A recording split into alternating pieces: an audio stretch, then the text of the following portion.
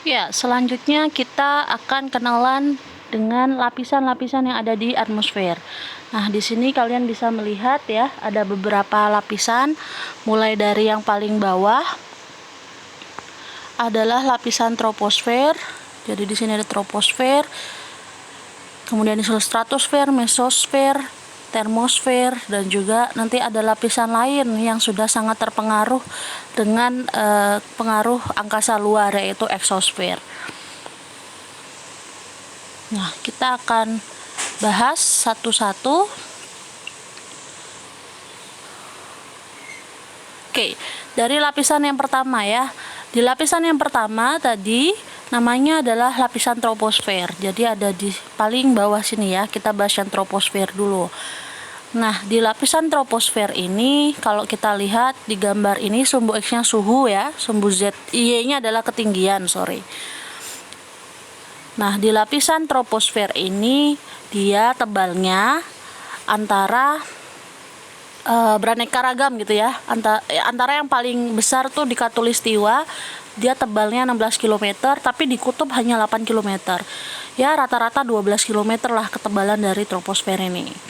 Nah, di sini temperaturnya semakin turun gitu ya, seiring dengan bertambahnya ketinggian. Jadi kalau kita lihat di sini nih, di troposfer ya, kan kalau kita lihat suhu tuh semakin ke kiri berarti dia semakin turun ya, ke arah minus.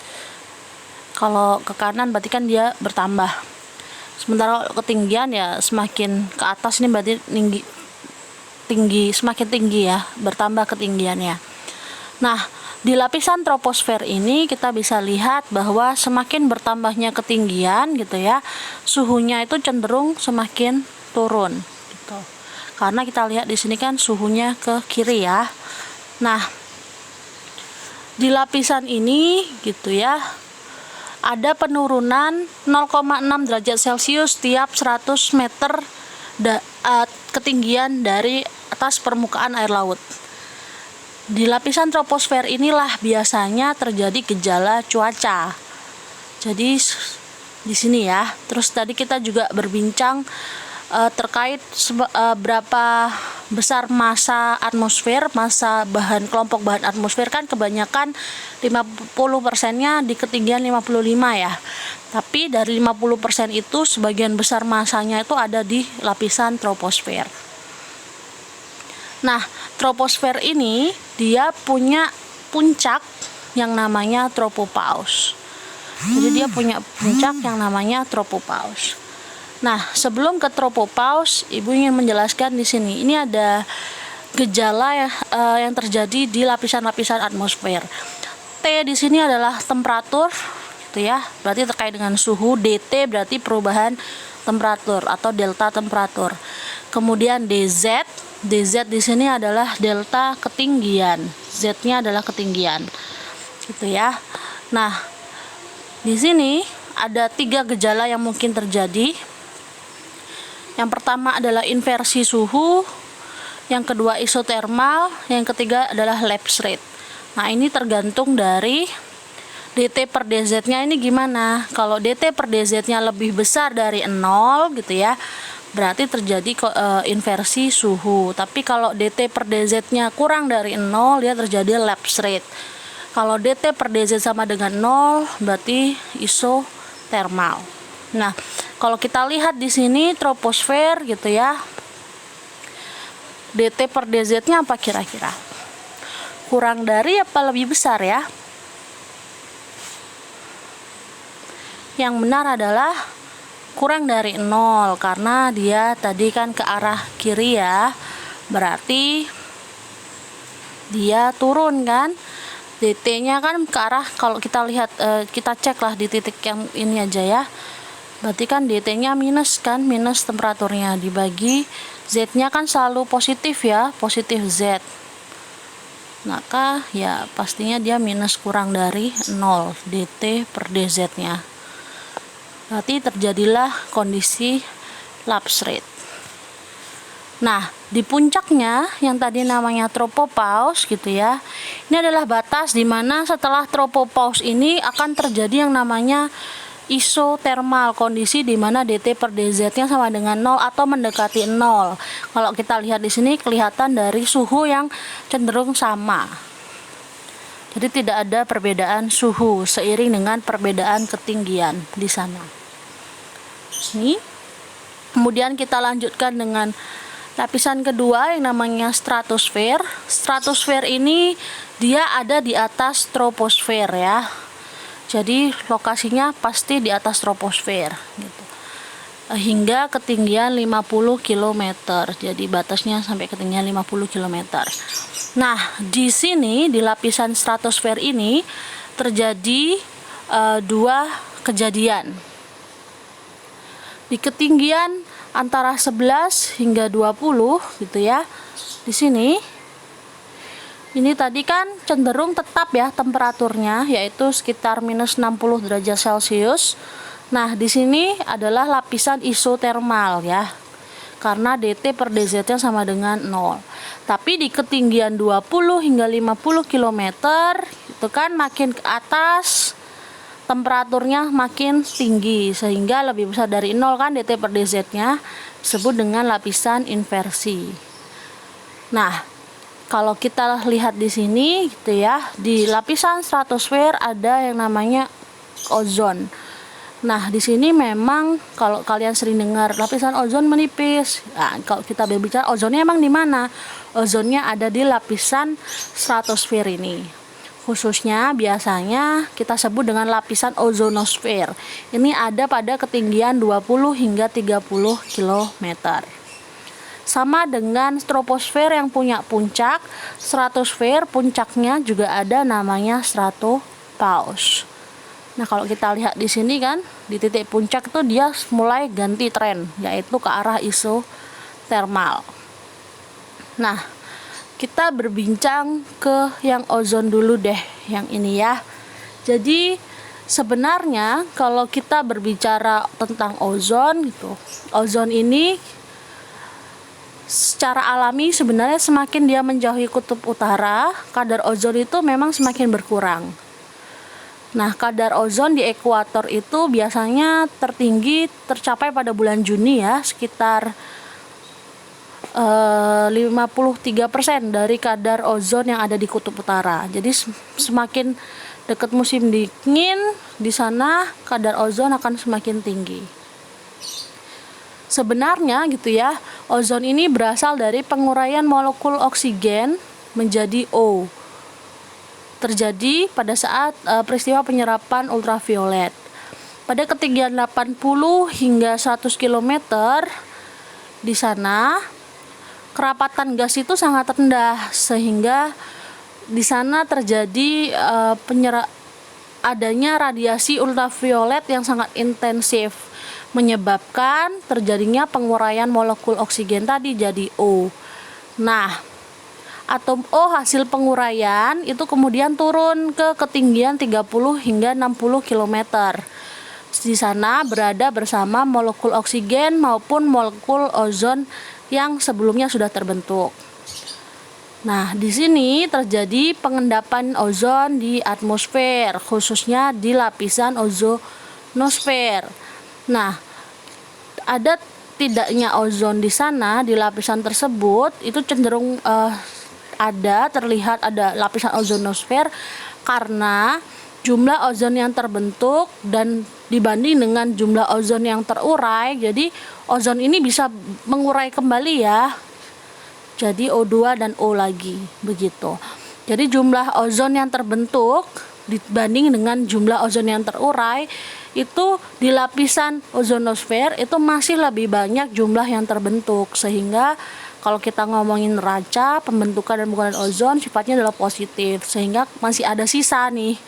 Nah, sisa itu inilah yang kemudian mengendap di lapisan ozonosfer. Lapisan ini sebenarnya sangat tipis ya, dia hanya 2 sampai 3 mm gitu. Oke, selanjutnya kita ke lapisan yang selanjutnya ya, yaitu lapisan mesosfer. Kita balik lagi ke gambar ini biar lebih mudah. Nah, lapisan mesosfer ini ada di ketinggian 50 hingga 85 km. Ini lapisan ketiga.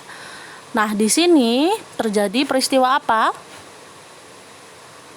Yang paling banyak setelah stratopus tadi kan ada peristiwa isotermal. Ini terjadi peristiwa lapse rate ya, karena dia negatif. Terjadi peristiwa lapse rate di mana setiap naik 1 km temperatur cenderung turun 2,5 hingga 3 derajat Celcius. Pada posisi yang paling tinggi suhunya mencapai minus 95 derajat Celcius. Disinilah tadi tempat terjadinya penguraian molekul O2 jadi O. Nah, sama dengan yang lain, dia juga punya puncak gitu ya, namanya adalah mesopause. Dimana di mesopause ini juga terjadi isothermal condition. Di atasnya ada lapisan yang namanya lapisan termosfer. Nah, di lapisan termosfer ini kita tidak tahu ya batasnya tuh sampai ketinggian berapa. Karena apa? Karena ingat tadi kan sampai ketinggian 40 km. Maaf ya, ada orang jualan lewat. Nah, sampai pada ketinggian 40 km di sini kan ada 99,99% ya konsentrasi atmosfer kan sudah ada di sini. Berarti ini kan sisanya nih yang saya gambar vertikal nih kan. Sehingga sudah sangat tipis ketika di atas di sini di lapisan termosfer. Efeknya apa? Efeknya kita sampai tidak bisa melihat dengan jelas ya batasnya termosfer ini sampai pada ketinggian berapa. Begitu. Kecuali yang paling gampang sih menentukan batas bawah ya. Batas bawah troposfer ini adalah permukaan air laut. Tapi kalau batas atas termosfer itu susah sekali untuk didefinisikan. Nah, di lapisan termosfer ini berisi ion-ion gitu ya. Terjadi ionisasi di sana, makanya lapisan ini juga disebut dengan lapisan ionosfer. Isinya N2, O2, NO. Di sini juga terjadi proses inversi suhu karena dt per dz-nya lebih besar dari 0. Nah, ini kan ada lapisan termosfer nih. Kita nggak tahu ya batasnya sampai mana si lapisan termosfer ini. Di atasnya lagi, itu ya. Di atasnya lagi, di ketinggian lebih dari 600 km itu ada yang namanya exosfer. Exosfer ini benar-benar sudah sangat kecil pengaruh gravitasi di sana. Jadi lebih terpengaruh angkasa luar ya, sehingga molekul-molekul di sana bergerak secara bebas. Nah, untuk bukti kehadiran di pertemuan kedua ini saya ingin kalian menyebutkan di lapisan mana sih sebenarnya lapisan ozon berada. Oke, selanjutnya kenapa sih kita membicarakan peranan utama atmosfer gitu ya di kehidupan kita? Kenapa kita harus capek-capek gitu ya belajar terkait dengan atmosfer di mata kuliah kita? Karena menurut saya gitu ya, dari berbagai literatur yang ada, atmosfer memang punya peranan penting pada proses fisika maupun proses kimia yang ada di bumi ini, di kehidupan kita. Yang pertama, atmosfer merupakan sumber gas dan air dari presipitasi. Dalam memenuhi keperluan metabolisme makhluk hidup kan, atmosfer ini juga punya atau sumber dari gas nitrogen, oksigen, karbon dioksida yang melimpah ya. Kalau kita lihat, nitrogen itu kan unsur esensial bagi pertumbuhan tanaman. Selain itu juga fotosintesis juga butuh CO2 dan juga O2, tergantung dia lagi proses fotosintesis atau proses respirasi. Selanjutnya juga atmosfer ini berperan selaku penyaring atau filter dari radiasi surya. Jadi melalui sifat fisik dan kimia tertentu, sebenarnya atmosfer mengatur jumlah dan jenis energi radiasi surya yang mencapai permukaan bumi. Ozon sebagai contohnya, yang terkonsentrasi tadi di lapisan atmosfer. Selanjutnya juga pada sistem neraca energi radiasi, atmosfer juga sebenarnya merupakan penyangga atau kita sebut dengan buffer.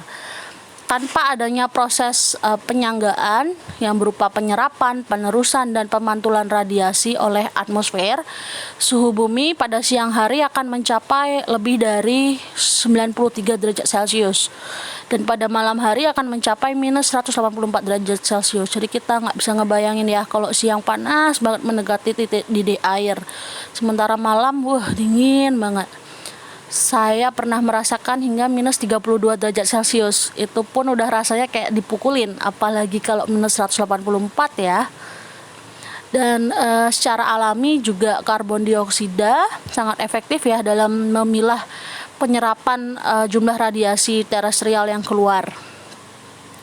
Kalau enggak ya dia akan hilang gitu aja ke angkasa kalau nggak ada atmosfer. Begitu juga dengan uap air, di samping menyerap sebagian radiasi surya, dia juga menyerap yang sangat baik untuk radiasi yang dikeluarkan permukaan bumi, atau kita sebut dengan radiasi terestrial. Selanjutnya, pada proses fisika gitu ya di permukaan bumi, atmosfer juga merupakan pengatur kelestarian mekanisme cuaca dan iklim. Dalam mekanisme proses pembentukan awan dan hujan misalnya, keberadaan kotoran-kotoran yang ada di atmosfer yang tadi kita sebut sebagai aerosol ya, selaku bahan padatan, itu juga memegang peranan penting karena dia bertindak sebagai inti kondensasi. Kita akan belajar terkait ini di pembentukan proses presipitasi. Terima kasih, silahkan dilanjutkan ke pembahasan yang kedua terkait dengan radiasi surya.